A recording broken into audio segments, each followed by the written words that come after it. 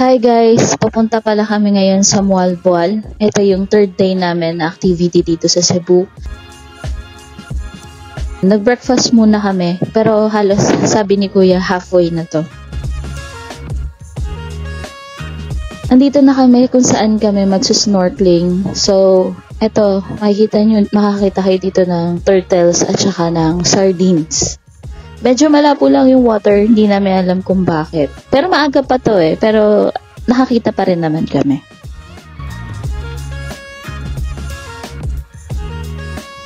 Pagkatapos namin mag-snorkeling, dediretso kami ngayon ng Alegria kasi doon kami nakabook ng canyoneering.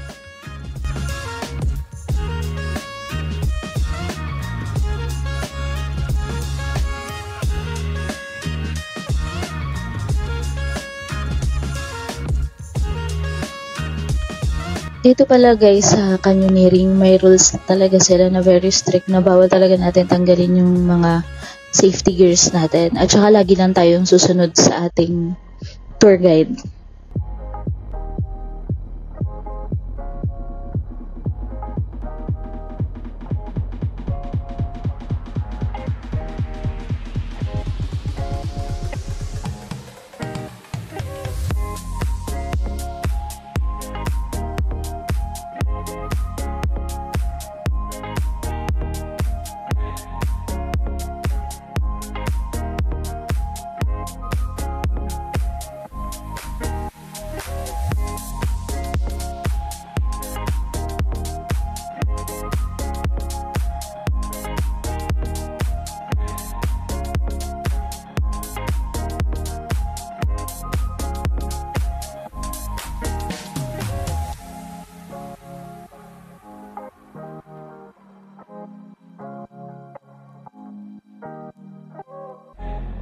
Dito na tayo sa dulo ng ating canyoneering. So, makikita nyo dito, merong nagbebenta ng mga snacks tulad ng banana Q, barbecue.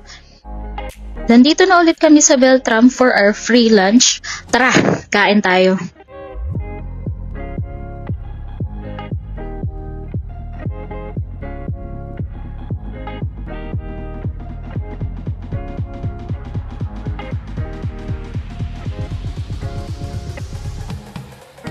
After a long day guys, nandito na kami sa BRR. We'll be staying here for one night. So, see you in my next video. Bye!